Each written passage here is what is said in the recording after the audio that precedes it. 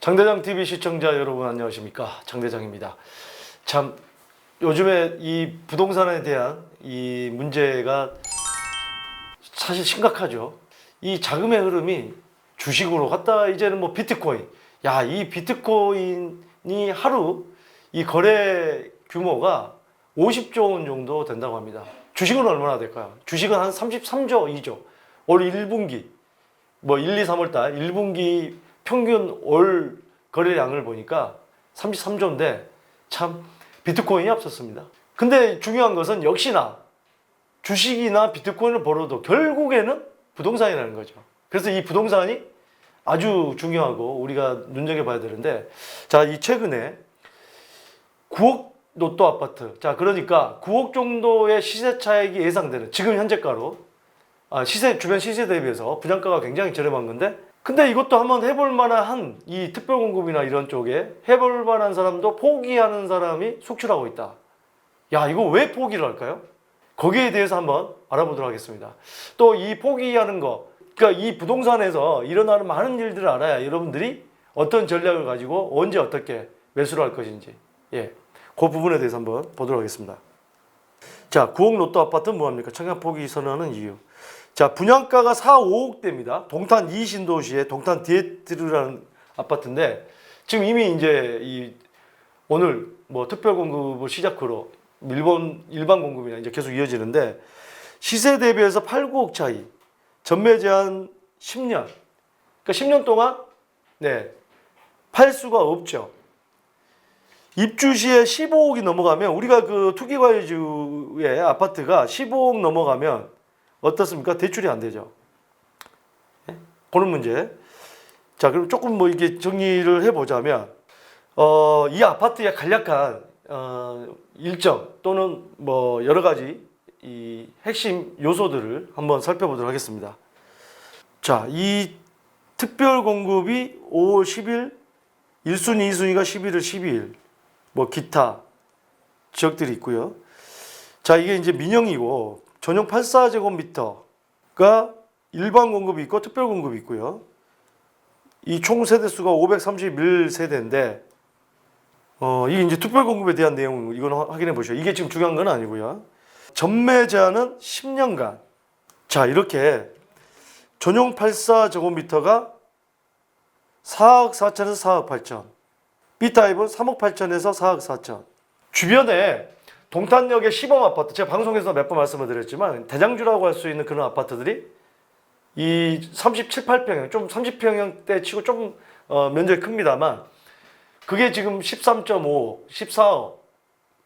이제 그 롯데백화점 앞에 바로 그 롯데캐슬 새로 들어서는 게 뭐 거의 호가가 17억, 18억 뭐 이렇게 간다고 봐야 됩니다. 좀 큰 평수 40평대는 20억 정도 호가가 나오고 있는데, 거기에 비하면은 굉장히 싼 거죠. 물론 이제 주상복합이긴 하고 입지가 조금은 이 지금 이 지역에 비해서 떨어질 수는 있습니다만, 그럼에도 불구하고 이 정도의 이 분양가라고 하면은 굉장히 많은 이 특별 공급을 준비하는 분들이 덤벼볼 만하죠. 자, 이게 이제 전용 85제곱미터 이하가 100% 가점 제한이 있고, 전용 85제곱미터 초과는 추첨제가 50%가 있습니다. 자, 5년 동안 해당 주택에 거주를 해야 되고요. 거주 의무 기간입니다. 이게 이제 우리가 전월세 금지법이라 해서, 전월세를 우리가 자금이 없으면 전세를 먼저 줘서 오히려 돈을 버는 경우도 생겨났는데, 이 분양가가 저렴하고 시세 차익을 많이 볼 수 있는 지역은 그게 안 되는 거죠. 일명 우리가 전월세 금지법이라고 얘기를 할 수 있는 건데, 10년간 재당첨이 있는 건데, 자, 요 아파트 같은 경우는 5년 실거주 의무, 조금 전에 얘기했지만 10년의 전매 제한 기간이 있고, 전매는 그러니까 2030년에야 가능하고 계약금 20%를 내야 하기 때문에 8,800만 원 정도 있으면 됩니다. 초기 부담이 없고. 그러면은 우리가 지금 보면은 입주 때는 이게 지금 예를 들어서 가정을 해볼게요. 4억 5천인 분양가가 입주 때 감정평가를 합니다. 주변 시세가 그당 뭐 입주 때 되면 3년 뒤에 글쎄요, 뭐 15억이 됐지. 그 어떤 대장주 아파트가 그 아까 얘기했던 시범단지 안에 있던 13.5억, 14억 가는 게 15억 간다. 그냥 15억 정도로 예상을 해볼게요. 그러면은 이게 뭐 최소한 9억에서 10억, 10억으로 잡아보겠습니다. 아니면 보수적으로 뭐 9억만 잡아볼게요. 그러면 이 9억에 대한 감정평가를 해서 이 감정평가액이 뭐 8억 아니면 이 지금 시세가 10억인데 감정평가 9억으로 잡아볼게요. 9억. 그러면 9억에서 우리가 LTV DTI를 해서 보통 이제 40%를 적용을 한다 그러면 4구 36, 3억 6천. 그러니까 처음에는 중도금 대출이 지금 이게 지금 정확하게 어떻게 되는지 모르겠지만 50% 정도 를 잡았다. 그러면은 2억 2,500만 원이 대출을 받을 수 있는 건데 추가로 감정평가 3억 6천이 되기 때문에 추가로 1억 3,500만 원을 대출을 받을 수가 있습니다. 그러면은 분양가가 4억 5천만 원인데 2억 2,500에서 1억 3,500을 더한 금액 3억 6천을 빼면은 본인 돈은 9천만 원만 있어도 되는 거거든요. 9천만 원만. 근데 중요한 것은 자, 요 부분입니다. 어떤 부분이냐? 바로 최근에 이메일과 문자로 또 전화로 상담 왔던 것 중에 하나가 바로 최근에 발표했던 DSR이라는 겁니다. 자, DSR이 뭐냐? 한번 볼게요. LTV가 뭡니까? 주택담보대출입니다. 이게 10억짜리 아파트가 있으면 LTV가 40%다. 지금 뭐 투기가해지구는 40%니까. 그러면은 9억 이하면 4억이죠. 9억 초과는 여기는 40%, 9억 초과는 20%. 투기과열지구. 자, 요렇게 이제 대출이 되는 겁니다. 그러면은 9억에 대한 40%, 3억 6천. 9억 넘는 게 1억이죠. 1억에 대한 20%. 2천만 원. 그러니까 3억 8천이 되는 거예요. 자, DTI라는 게 있습니다. 소득 대비해서 낼 수 있는 금액. 내 소득이 연봉 5천이다. 그러면 1년에 2천만 원 이상, 이자가 됐든 원금이 됐든 합해서 2천만 원 이상을 넘어서면 안 됩니다. 갚아야 되는 돈이. 자, 그럼 지금 얘기하는 DSR은 뭐냐? 야, 이게 DSR이 적용이 되면요. 실질적으로 은행 가면 대출이 거의 안 된다고 봐도 될 거예요. 자, 무슨 얘기냐? 자, 여러분들 차량 할부, 그렇죠? 플러스 신용카드 갚아야 되는 금액 매월. 플러스 또 뭐가 있죠? 뭐 하다 못해 뭐 정수기 할부. 하여튼 할부로 나가는 모든 돈을 합해서 이게 40%다 그러면 다 더하는 거예요. 그러면 대출이 훨씬 더 안 된다는 얘기잖아요. DSR을 도입을 하는데 이게 이제 조정대상 지역, 투기과열지구뿐만이 아니라 조정대상 지역에 6억 이상의 아파트가 모두 해당이 된다는 겁니다. 거기에 대한 질문이 왔어요. 자, 그런데 그 질문 중에 뭐냐? 질문 중에 이게 7월 1일부터, 이거 중요한 겁니다. 7월 1일부터 시행을 하겠다고 했는데 5월달, 6월달, 그러니까 지금 분양하는 거에 해당될 것이냐? 해당되지 않는다고 봐야 됩니다. 작년에 이 규제 지역 전에 분양을 받았고 계약금을 냈던 분들이 이 바로 LTV DTI 규제를 해서 대출이 안 된다 했을 때 난리가 났었죠. 그렇게 정리가 됐습니다. 어떻게 정리가 됐죠? 자, 규제 발표 이전에 입주자 모집 공고가 나갔던 것은 바로 그때 당시에 중도금 대출은 기존대로 해줬고요. 입주할 때 감정평가를 받아서 추가 대출하는 거. 우리가 5억짜리 아파트다. 분양을 받았다. 분양가가 5억이다. 중도금 대출 40%.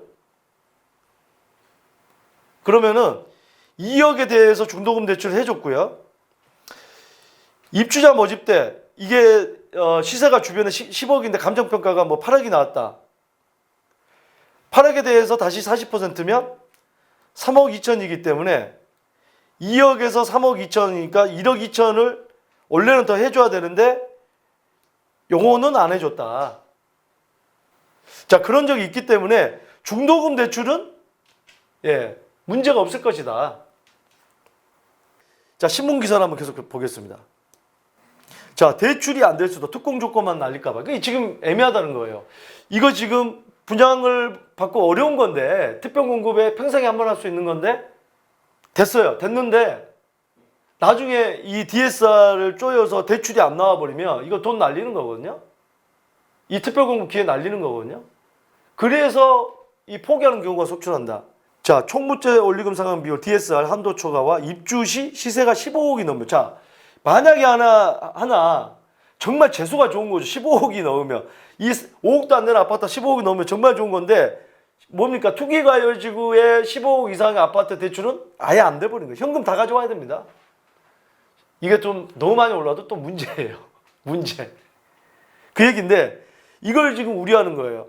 자, 두 가지 경우 대출이 어렵게 되는데 실거주 의무가 있다 보니 결국에는 포기가 나온다. 자, 실거주 의무가 없으면, 지금 5년 실거주 없으면 전세금으로 다 해결이 됩니다.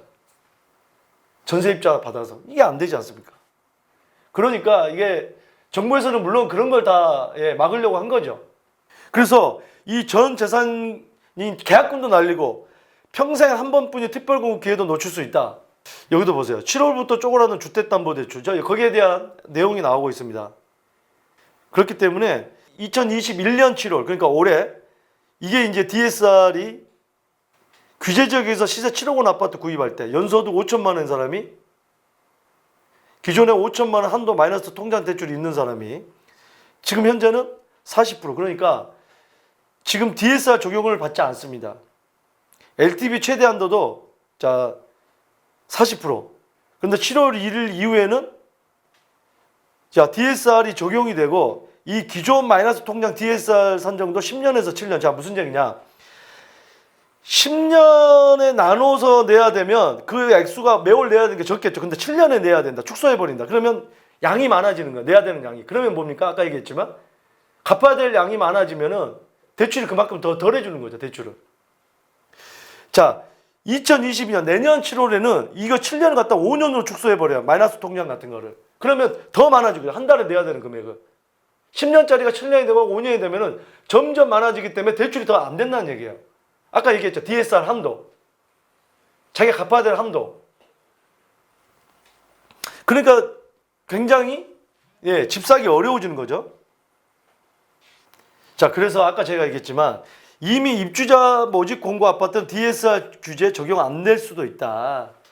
자, 규제 시점은 올해 7월 1일부터고 더 강화되는 거는 내년 7월 1일부터인데, 입주 시점은 당연히 뭐 한 3년 후에 입주 정도 하겠죠. 자, 1216 대책 때 이런 규제가 나왔었는데 2019년 12월 23일 이후 신규 대출 신청부터 새 규제를 적용했고, 전날까지 입주자 모집이 공고된 사업장의 집단 대출에 대해서는 종전 규정을 적용할 수 있도록 했다. 자, 현재는 투기지역 투기과열지구 내 시가 9억 초과 주택을 담보로 한 대출이 있는 대출자 또는 신용대출이 총액이 1억을 넘는 고소득자, 연소득 8천만 원 초과 대출자에 대해서만 개인 단위 DSR 규제가 적용되고 있다. 현재는 그렇습니다. 현재는 투기지역 투기과열지구 내에 시가 9억 초과 주택을 담보대출한 대출자 또는 신용대출 총액이 1억을 넘는 고소득자, 고소득자라는 것은 여기서 연소득 8천만 원 초과 대출자에 대해서만 개인 단위 DSR을 했지만, 자 7월부터는 시가 6억 원이 넘는 주택을 담보대출을 받는 개인과 신용대출 총액이 1억 원을 넘는 대출자에 대해서 모두 적용을 한다. 그만큼 대출을 계속해서 조이는 겁니다. 많이 못 받게. 물론 이제 여기서도 보면 우려라는 얘기도 있습니다. 그냥 우려는 일부분일 뿐이다. 이렇게 빡빡한 청약 조건 속에서도 당첨만 되면 영원이라도 팔겠다. 어디서든 끌어오겠다. 당첨만 되면. 당첨되는 게 우선이니까. 우리의 간절한 소망이 대부분의 예비 청약들의 마음이다. 그러니까 일부들 당첨만 되면 어떻게든 끌어모으겠다. 자, 오늘 그래서 제가 말씀드리는 부분은 이 정책이 계속해서 바뀌고 정책이라는 게 굉장히 뭐 대출 문제, 세금 문제에서 양도세, 뭐 취득세, 뭐 종부세 안에 재산세, 보유세 안에 재산세, 종부세 이 모든 게 촘촘하게 있기 때문에 바뀌는 정책에 대해서 여러분들이 계속 주시를 하면서 네, 어떤 전략을 세울지 예, 알아야 될 것 같습니다. 자, 오늘 바로 이 DSR 이게 바뀌는 DSR 때문에 청약을 포기하는 분도 나왔다. 예, 라는 얘기 말씀을 드리면서 여러분들이 이 내용을 잘 참고하시고 자, 미래에 여러 가지 대출을 받으실 때 확실하게 계획을 잡으시고 행동에 옮기시길 바라겠습니다. 자, 매주 화요일 저녁 6시에 여러분들 고민 상담 해결해 드리고 있습니다. 지금 이제 많은 분들이 또 이메일과 문자로 상담을 주시고 있는데 자, 어떤 분은 6개월째 이 지금 본인 상담해 달라고 하는데 아무런 반응이 없다. 내 질문이 그렇게 별거 아니냐 이렇게 말씀을 하신 분도 있는데 모르겠습니다. 어떤 분은 어제 신청했는데 오늘 되는 수도 있고 어떤 분은 또 몇 달 기다렸다 되는 수도 있고 어떤 분은 1년 있다 되는 수도 있지만 우리가 질문을 선정할 때 많은 분들이 궁금해하는 거 또는 뭐 어떤 많은 분들이 궁금해하지 않지만 이거는 다양성 이거는 우리가 다뤄보지 않은 내용 또는 시기상으로 이게 지금 중요한 내용 여러 가지가 있습니다. 그때그때 다르기 때문에 좀 죄송한 부분도 있지만 뭐 어찌 됐든지 간에 저희도 최선을 다하고 있다는 말씀을 드리고요. 어쨌든 라이브 방송에 참여를 해주시면 그만큼 또 실시간 상담도 가능하기 때문에 확률을 더 높일 수 있는 그런 방법이 될 것 같습니다. 여러분들의 많은 관심 부탁드리겠습니다. 감사합니다.